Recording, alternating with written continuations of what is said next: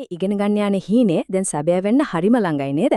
ඉතින් මේ සතුටත් එක්කම හිතේ පොඩි ප්‍රශ්නයක් ඇති. මොනවද මේ බෑග් එකේ අරන් යන්න ඕනේ කියලා. අන්න ඒකට තමයි අපි අද හරියටම උත්තර හොයන්න යන්නේ. ඇත්තටම අලුත් රටකට යන එක කියන්නේ නියම අත්දැකීමක්. ඒත් ඉතින් බඩු ටික පැක් කරන එක නම් ටිකක් උලුව විකාර කරන වැඩක්. මොනවද ඇත්තටම ඕන වෙන්නේ මොනවද එහෙන් ගත්තට කමක් නැත්තේ? අපි බලමු මේ ප්‍රශ්නවලට පැහැදිලි උත්තර ටිකක් හොයාගන්න. හරි. අද අපි මේ විස්තරේ කතා කරන්නේ පිළිවෙලකට. මුලින්ම බලමු කොහොමද සූදානම් වෙන්නේ කියලා. ඊළඟට ඇඳුම් පැළඳුම්, ඊට පස්සේ කැම බීම ටික, ගුවන් ගමන් නීති සහ අන්තිමටම ගුවන් තොටුපළේදී ගොඩක් සැලකිලිමත් වෙන්න ඕන දේවල් ගැනත් කතා කරමු. හොඳයි. එහෙනම් අපි වැඩේ පටන් ගමු. මේක නිකම්ම බඩු ටිකක් බෑග් එකකට දානවා වගේ දෙයක් නෙවෙයි. මේක හරියට ප්ලෑන් කරලා කළොත් කිසිම දෙයකට බය නැතුව හිතේ නිදහසින් ගමන පටන් ගන්න පුළුවන්. ඉතින් වැදගත්ම දේ තමයි කිසිම දෙයක් අමතක නොකරන එක. ඒකට තියෙන හොඳම ක්‍රමය තමයි හැම දෙයක්ම කොටස් වලට වෙන් කරලා එකින් එක බලන එක. එතකොට අපිට කිසිම දෙයක් මං ඇරෙන්නේ නැහැ. මුලින්ම අපි බලමු ඇඳුම් පැළඳුම් ගැන. ජපානයේදී එදිනදා ජීවිතේට විශේෂ අවස්ථාවකට වගේම අපේ සෞඛ්‍ය ගැන හිතලත් මොනවද අරන් යන්න ඕන වෙන්නේ කියලා. මෙන්න මේක නම් ටිකක් විශේෂයි. අනිවාර්යයෙන්ම හොඳ සූට් එකක් අරන් යන්න.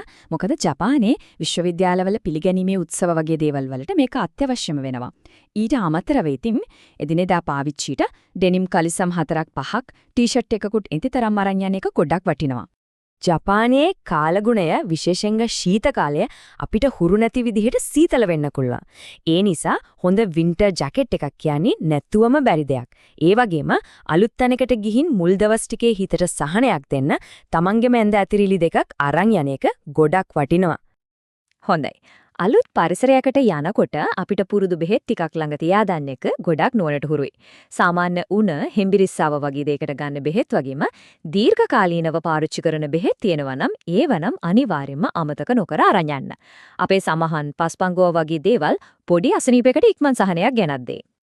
හරි. දැන් තමයි ගොඩක් දෙනෙක් ආසම කොටසට එන්නේ. ඒ තමයි කෑම. අලුත් රටකට ගියාම මුලින්ම දැනෙන්නේ ගෙදර කෑම එක අඩුව. ඒ වගේම මුල් දවස් ටිකේ වියදම පාලනය කරගන්නත් මේ දේවල් ලොකු උදව්වක් වෙනවා. මුල් දවස් ටිකේ ඉක්මනට කෑමක් හදාගන්න මේ ටික නම් නියමයි. පරිප්පු, සෝයා මීට් වගේ දේවල් අතේ තියෙන එක ලොකු පහසුවක්. චිලි පේස්ට් එකක් හරි අච්චාර බෝතලයක් හරි තියෙනවා නම් ඕනෑම කෑමක් රසවත් කරගන්න පුළුවන්. ඉතින් ලංකාවේ කෑමක් හදනවා නම් මේ කුළුබඩු ටික නැතුවම බෑනේ. ජපානයෙන් මේවා හොයාගන්න අමාරු වෙන්නත් හොයාගත්තත් ගණන් වැඩි වෙන්නත් පුළුවන්. ඒ නිසා මේ ටික ලංකාවෙන් අරන් යන එක තමයි හොඳම දේ. මේ ටිකෙන් අපේ ගෙදර රස ලයිස්තුව සම්පූර්ණ වෙනවා.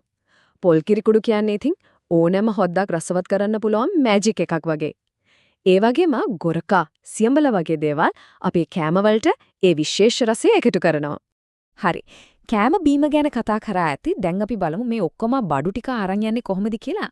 ගමන් මළු වල බර සීමා ගැන දැනගෙන ඉන්න එක හරිම වැදගත්. විශේෂයෙන්ම ශ්‍රී ලංකන් ගුවන් සේවයේ යන ශිෂ්‍යයන්ට ලැබෙන නියම දීමනාවක් ගැන මේ කියන්නේ. ඔව් හරියටම කිලෝග්‍රෑම් 40ක්. සාමාන්‍යයෙන් ලැබෙන කිලෝ 25-30 වගේ නෙමෙයි. මේක ලොකු අවස්ථාවක්. අපි කලින් කතා කරපු ඒ හැමදේම වගේ මේ බර සීමාව ඇතුලේ අරගෙන යන්න පුළුවන්. ඒකම අතේ ගෙනියන ගමන් මල්ලටත් කිලෝග්‍රෑම් 7ක ඉඩක් ලැබෙනවා. මේකට ලැප්ටොප් එක, වැදගත් ලිය කියවිලි වගේ දේවල් දාගන්න පුළුවන්. මේ වගුවෙන් පැහැදිලිව පේනව වගේ ප්‍රධාන ගමන් මල්ලට කිලෝ 40කුයි අත් බෑග්කට කිලෝ 7කුයි ලැබෙනවා. ඉතින් හොඳම දේ තමයි ගෙදරින් යන්න කලින් බෑග් ටික කිරලා බලන එක. එතකොට අනවශ්‍ය ප්‍රශ්න ඇති වෙන්නේ නැහැ. අර කිලෝ 7 අත් බෑගයට අමතරව ලැප්ටොප් එක, කාන්ත අත් බෑගයක් වගේ දේවල් වෙනම ගෙනියන්නත් අවසර තියෙනවා. ගොඩක් දෙනෙක් මේක දන්නේ නැහැ. ඉතින් මේ ලැබෙන ඉඩකඩෙන් උපරිම ප්‍රයෝජන ගන්න පුළුවන්. හරි. අපි දැන් යනවා මේ විස්තරේ අවසාන ඒ වගේම අතිශයින්ම වැදගත් කාරණයකට. ඒ තමයි ජපාන ගුවන් තොටුපළේ රේගු පරීක්ෂාවන්. මේ ගැන නම් විශේෂ අවධානයක් යොමු කරන්නම වෙනවා. මේ දේ හොඳට මතක තියාගන්න ඕන. ජපානයේ නිරෝධායන නීති හරිම දැඩි. සමහර වෙලාවට රූපවාහිනී වැඩසටහන් වලත් මේවා ගැන පෙන්නනවා දැකලත් ඇති. ඒ නිසා අපි අරන් යන දේවල් ගැන ගොඩක්ම සැලකිලිමත් වෙන්න ඕන. උදාහරණයක් විදිහට මස් වර්ග, සමහර ශාක බීජ වර්ග වගේ දේවල් රට ඇතුළට ගේන එක සම්පූර්ණයෙන්ම තහනම්. අපි ගෙන කුළුබඩු වගේ දේවල් හොඳට පැක් කරලා පැහැදිලිව ලේබල් කරලා ගේන එකකින් අනවශ්‍ය ප්‍රශ්න ගොඩක් මගහරවා ගන්න පුළුවන්. ඉතින් දෙන්න තියෙන හොඳම අවවාදය තමයි මේක ගුවන් ගමනට කලින් අනිවාර්යෙන්ම ජපාන් කස්ටම්ස් නිල වෙබ් අඩවියට ගෙහින් අලුත්ම නීති මොනවද කියලා පරීක්ෂා කරන්න. මොකද නීති නිතරම වෙනස් වෙන්න පුළුවන්. ඒ නිසා මේ පියවර අරගත්තොත් හිතේ නිදහසින් යන්න පුළුවන්. මේ කරුණුත් එක්ක ගමනට සූදානම් වෙන්න පැහැදිලි අදහසක් ලැබෙන්න ඇති කියලා හිතනවා. මේක ලොකු ගමනක සුන්දර ආරම්භයක්. ඉතින් හොඳින් සැලසුම් කරලා විශ්වාසයෙන් යුතුව ඒ අලුත් පියවර තියන්න. හැමෝටම සුබ ගමන්.